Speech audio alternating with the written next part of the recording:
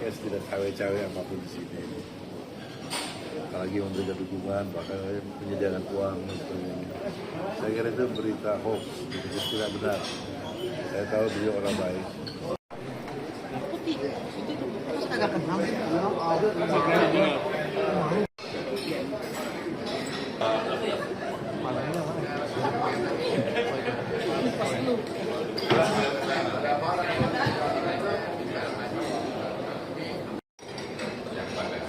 Informasi terkait dengan 8 sampai 10 Desember kami ingin memperkenalkan 24 ini. Jadi tinggal beberapa hari itu Ketua PMI yang sekarang, Pertahanan yang sudah 3 kali memimpin PMI, sudah 3 periode dan mau maju lagi sekarang. Ya, jadi baru 2 calon itu, beliau sebagai Pertahanan dan saya sebagai orang baru. Itu saja. Terima kasih. Ya, baik itu berupa alokasi pendanaan, hibah peralatan, dan lain sebagainya. Cukup ya?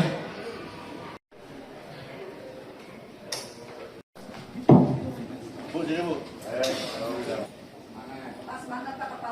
Ini Lambang Tangguh. Ini juga boleh. Semoga lebih baik berjaya.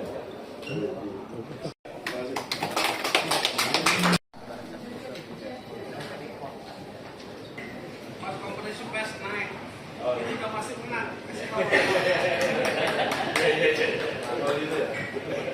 Kalau Menkes tidak cawe-cawe apapun di sini.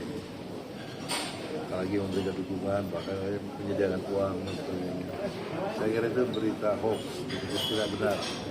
Saya tahu beliau orang baik, orang profesional, dan kesehatan, yang mampu mengelola, memanage dengan instansinya dengan baik. Dan juga masalah-masalah jadi sama sekali tidak ada yang disebut dia ikut terlibat dalam persoalan kontestasi ketua umum ini. Dia ikut campur, sama sekali tidak ada.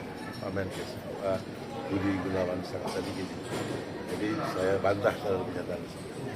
Kan salah satu informasi yang kami terima juga bahwa ada keinginan untuk membentuk bisnis plasma darah. Nanti di pengurusan Bapak, bila Bapak terpilih, apakah ada bisnis seperti itu?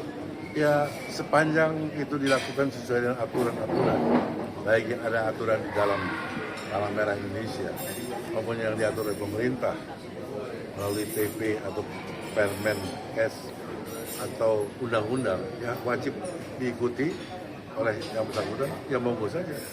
Ya, kami tentu harus melihat itu kembali kepada aturan, sehingga jangan sampai ada hal-hal termasuk kegiatan yang bekerja berlangsung tanpa berdasarkan aturan yang berlaku. Itu harus keras kami.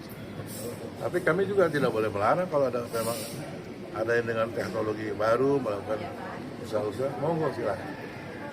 Tapi semua berdasarkan aturan yang berlaku. Ya, dan apalagi PMI adalah sebuah lembaga kemanusiaan, bukan lembaga bisnis. Tentu harus diperhitungkan dengan sebaik-baiknya. Kami sekarang bagaimana agar kinerjanya sebaik-baik mungkin. Kebutuhan itu jangan sampai ada kelangkaan. Anda bisa bayangkan, saudara hidup di Jakarta, tapi ketika hidup di daerah-daerah pulau-pulau terluar, butuh darah satu kantong itu bukan pekerjaan mudah. Kalau datangnya baru 2 hari kemudian, ya, tentu keadaan akan semakin memburuk. Nah, ini harus dipikir. Saya harus pikir ke depan. Agar mereka juga bukan hanya mendapatkan listrik, bukan hanya bisa mereka memperoleh pelayanan, ada pasar, ada infrastruktur jalan, tapi mereka juga bisa memiliki hak yang sama dalam kebutuhan kesehatan. Karena ini amanat negara, Undang-Undang Dasar mengamanatkan kesehatan juga mereka perlu. Saya kira itulah, apalagi darah ini tidak bisa diproduksi oleh mesin. Belum ada mesin di dunia ini. Apakah buatan negara apapun belum ada. Hanya tubuh manusia. Maka itu saudara sebagai wartawan, jagalah darah saudara masing-masing sebaiknya dan kalau sudah cukup waktunya, mari kita lakukan. Ya, terima kasih. Terima kasih ya. Terima kasih. kami akan memperkenalkan 24 ini. Jadi tinggal beberapa hari itu ketua PMI yang sekarang, pertahanan yang sudah 3 kali memimpin PMI, sudah 3 periode dan mau maju lagi sekarang. Ya, jadi baru 2 calon itu, beliau sebagai petahana dan saya sebagai orang baru. Ya, sepanjang itu dilakukan sesuai dengan aturan-aturan, baik yang ada aturan di dalam Palang Merah Indonesia maupun yang diatur oleh pemerintah melalui PP atau Permen Kes atau undang-undang, ya wajib diikuti oleh yang bersangkutan, ya monggo saja. Ya, kami tentu harus melihat itu kembali kepada aturan, sehingga jangan sampai ada hal-hal termasuk kegiatan yang bekerja berlangsung tanpa berdasarkan aturan yang berlaku. Itu harus keras kami. Tapi kami juga tidak boleh melarang kalau ada memang ada yang dengan teknologi baru melakukan usaha-usaha, monggo silakan. Tapi semua berdasarkan aturan-aturan yang berlaku. Ya. Dan apalagi PMI adalah sebuah lembaga kemanusiaan, bukan lembaga bisnis. Tentu harus diperhitungkan dengan sebaik-baiknya. Kami sekarang bagaimana agar kinerjanya sebaik-baik mungkin. Kebutuhan itu jangan sampai ada kelangkaan.